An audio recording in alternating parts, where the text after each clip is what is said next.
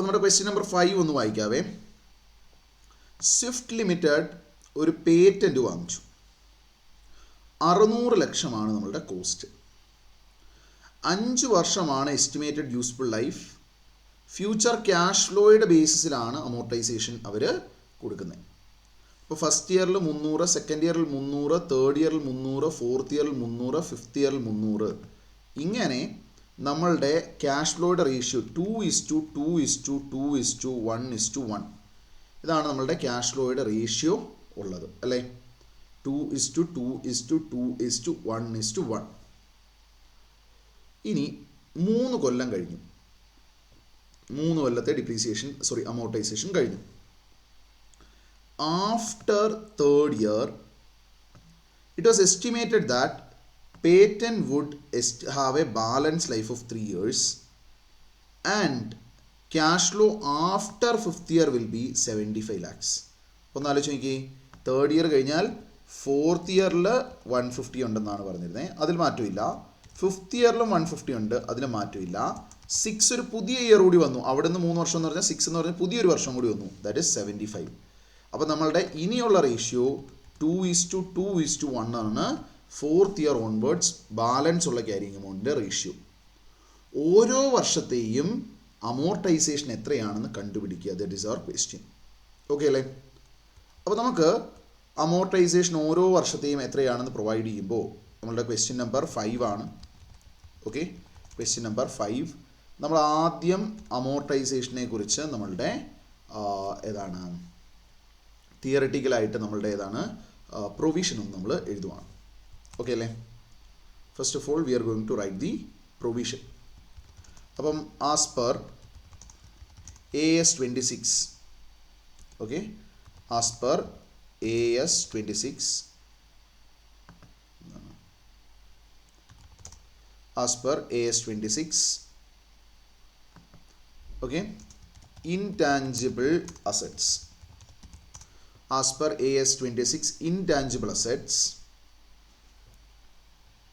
the amortization method should reflect the pattern of consumption of future economic benefits. Okay, the amortization method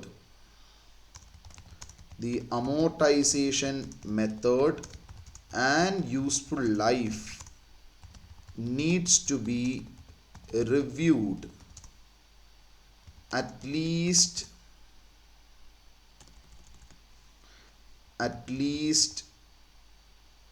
at each financial year end, and if there is a change, it has to be accounted as a change in accounting estimate. അപ്പോൾ ഇതാണ് നമ്മളുടെ provision ഉള്ളത്. Okay, നമ്മൾ എല്ലാ വർഷത്തിൻ്റെ എൻഡിലും നമ്മളുടെ amortisation മെത്തേഡും useful ലൈഫും രണ്ടും നമ്മൾ ചെക്ക് ചെയ്ത് നോക്കണം. ചേഞ്ച് ഉണ്ടെങ്കിൽ ചേഞ്ച് ഇൻ അക്കൗണ്ടിങ് എസ്റ്റിമേറ്റ് ആണ്. Okay, so in the given case, okay,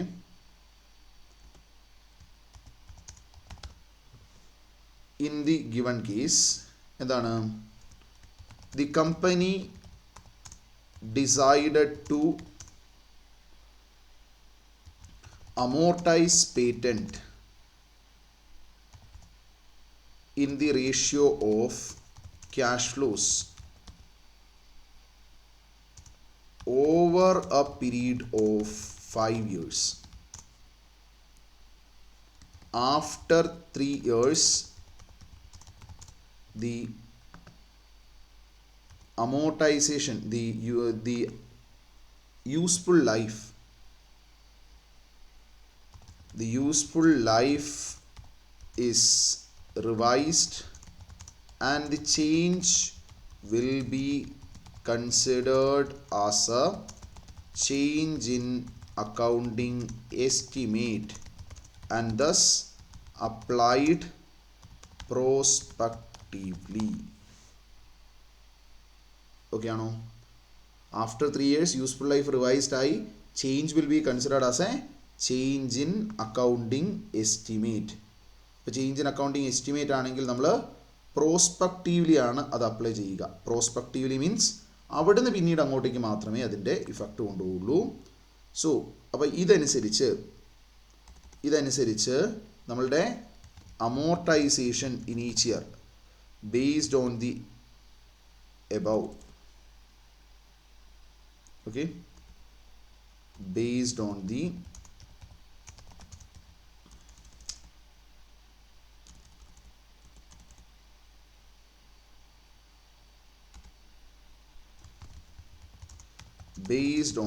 above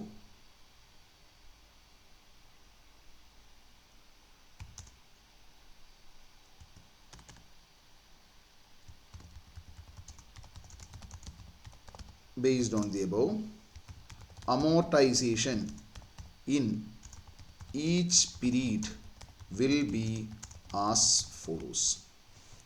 okay, അപ്പോൾ ഇതനുസരിച്ച് നമ്മളുടെ അമോർട്ടൈസേഷൻ ഓരോ വർഷവും ഉള്ളത് നമ്മളൊന്ന് കമ്പ്യൂട്ട് ചെയ്യുകയാണ്. ഓക്കെ അല്ലേ? അപ്പോൾ നമ്മളുടെ റേഷ്യോ ഇനീഷ്യലി ഉള്ളത് നമ്മൾ പറഞ്ഞു. Okay, ratio of cash flows നമ്മൾ നോക്കുവാണെങ്കിൽ ഇറ്റ് വാസ് 2:1:1. ഇതാണ് നമ്മളുടെ ഏത് ക്യാഷ് ഫ്ലോസിൻ്റെ റേഷ്യോ ഇനീഷ്യലി ഉണ്ടായിരുന്നു. ഞാൻ അതൊന്ന് ബ്രാക്കറ്റിലേക്ക് ഇവിടെ ഒന്ന് മെൻഷൻ ചെയ്യുവാണ്. ഇനി നമുക്ക് അതിന് ശേഷം റിവൈസ് ചെയ്ത് കഴിഞ്ഞപ്പോൾ ഓക്കെ അതിൻ്റെ ഇഫക്റ്റ് പ്രോസ്പെക്റ്റീവ്ലി അപ്ലൈ ചെയ്യുവാണ്. That is in the ratio of 2:2:1. Okay, 2:2:1 എന്നുള്ള റേഷ്യോയിൽ. അപ്പോൾ നമ്മൾ നോക്കിയാൽ ഇയർ ഒരു കോളം ഇടുന്നു, ഓപ്പണിംഗ് ബാലൻസിനൊരു കോളം ഇടുന്നു. ഓക്കെ, ഇയറിനൊരു കോളം ഇടുന്നു, ഓപ്പണിംഗ് ബാലൻസിന് ഒരു കോളം ഇടുന്നു. ദെൻ നമ്മൾ അടുത്തതായിട്ട് അമോർട്ടൈസേഷൻ്റെ എമൗണ്ട് കാണാൻ വേണ്ടി നമ്മൾ അടുത്ത കോളം ഇടുന്നു. ഓക്കെ, ദെൻ ലാസ്റ്റ്ലി ക്ലോസിംഗ് ബാലൻസിന് വേണ്ടി അടുത്ത കോളം ഇടുന്നു. ഓക്കെ ആണോ? ക്ലോസിംഗ് ബാലൻസിന് വേണ്ടി അടുത്ത കോളം ഇടുന്നു. ഓക്കെ, ഇങ്ങനെ നമുക്ക് 4 കോളമാണ് നമ്മൾ ഇവിടെ ഇടാൻ വേണ്ടി പോകുന്നത്. ഈ ഒരു ടേബിളിൽ അമോർട്ടൈസേഷൻ കണ്ടുപിടിക്കുന്ന ഈ ടേബിളിൽ ഇയർ, ഓപ്പണിംഗ്, അമോർട്ടൈസേഷൻ, ക്ലോസിംഗ്.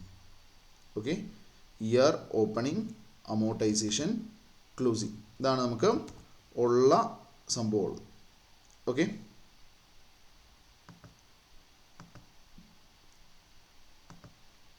ഇനി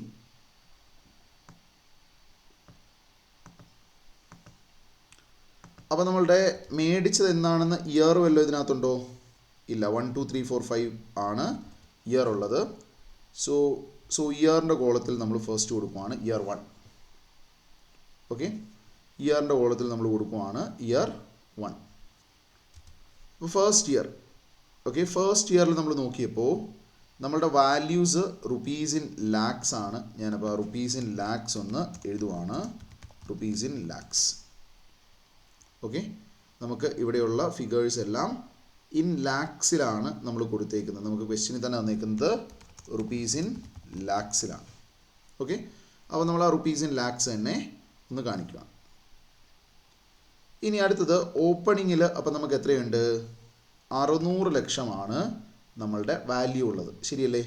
ഈ അസറ്റിനെ ആദ്യം പർച്ചേസ് ചെയ്തത് 600 ലക്ഷത്തിനാണ്.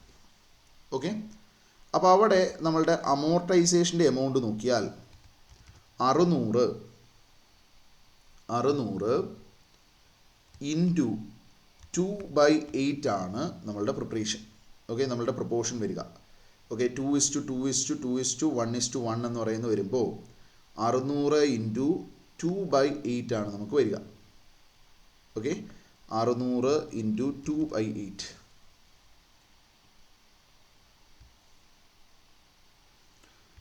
600 ഇൻറ്റു 2/8 ആണ് നമുക്കവിടെ അമോർട്ടൈസേഷൻ്റെ എമൗണ്ട് വരിക. സോ നമ്മൾ അമോർട്ടൈസേഷൻ എമൗണ്ട് 600 ഇൻറ്റു 2/8 എടുക്കുന്നു. എമൗണ്ട് എത്ര വരും? 150. അപ്പോൾ നമുക്ക് എത്രയായിരിക്കും ക്ലോസിങ്? 450 ആയിരിക്കും. ഓക്കെ, ഇനി നമ്മൾ സെക്കൻഡ് ഇയറിലേക്ക് വന്നാൽ എന്താ സിറ്റുവേഷൻ? സെക്കൻഡ് ഇയറിൽ നമ്മളുടെ ഓപ്പണിംഗ് ബാലൻസ് എന്ന് പറയുന്നത് 450 ആയിരിക്കും. ഓക്കെ, സെക്കൻഡ് ഇയറിൽ ഓപ്പണിംഗ് ബാലൻസ് എന്ന് പറയുന്നത് ഈ 450 ആയിരിക്കും. ഇതിൽ നിന്ന് സെയിം പ്രപ്പോർഷൻ തന്നെയാണ് അടുത്ത വർഷവും അമോർട്ടൈസേഷൻ 2/8 തന്നെയാണ്. സോ 2/8 തന്നെയാകുമ്പോൾ 150 തന്നെ അമോർട്ടൈസേഷൻ സെക്കൻഡ് ഇയറിൽ വരും. ഓക്കെ, അപ്പോൾ സെക്കൻഡ് ഇയറിൽ സെയിം 150 തന്നെ നമ്മളുടെ അമോർട്ടൈസേഷൻ വരും. 150 തന്നെ അമോർട്ടൈസേഷൻ കഴിഞ്ഞിട്ട്, ഓക്കെ, 150 തന്നെ അമോർട്ടൈസേഷൻ കഴിഞ്ഞിട്ട് നമുക്ക് എത്രയാണ്? 300. നമുക്ക് 300 ആയിരിക്കും ക്ലോസിംഗ് ബാലൻസ്. ഓക്കെ ആണോ? നമുക്ക് 300 ആയിരിക്കും ക്ലോസിംഗ് ബാലൻസ് വരിക.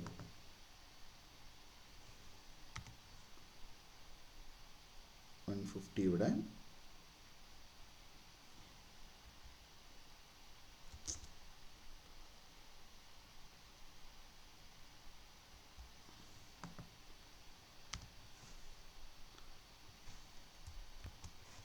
ഓക്കെ 150. അപ്പോൾ നമുക്ക് 300. ഇനി തേർഡ് ഇയറിൽ നമുക്ക് 300 ആണ്. അവിടെ വീണ്ടും 150 നമ്മൾ ഡിപ്രീസിയേഷൻ പ്രൊവൈഡ് ചെയ്തിട്ട് 150 ആയിരിക്കും ബാലൻസ്. ഇവിടെ നോക്കി 600 ഇൻറ്റു 2/8 തന്നെയാണ് ഇവിടെയും നമുക്ക് പ്രൊപ്പോർഷൻ ഉള്ളത്. അപ്പോൾ ആ രീതിയിൽ 150 കിട്ടിയതാണ്. ഇവിടെയും 600 ഇൻറ്റു 2/8 ഇതാണ് നമ്മളുടെ പ്രൊപ്പോർഷൻ ഉള്ളത്. അപ്പം ആ രീതിയിൽ 150 എന്ന് പറയുന്ന എമൗണ്ട് കിട്ടിയതാണ്. ഇങ്ങനെ 3 വർഷം നമ്മൾ 150 വെച്ചിട്ട് അമോർട്ടൈസ് ചെയ്ത് പോയി. ഫോർത്ത് ഇയർ വന്നപ്പം, തേർഡ് ഇയർ കഴിഞ്ഞ് ഫോർത്ത് ഇയറിലേക്ക് വന്നപ്പം ഓപ്പണിംഗ് ബാലൻസ് 150 ആണ്. ഈ സമയത്താണ് യൂസ്ഫുൾ ലൈഫ് ചേഞ്ച്ഡ് ആവുന്നത്.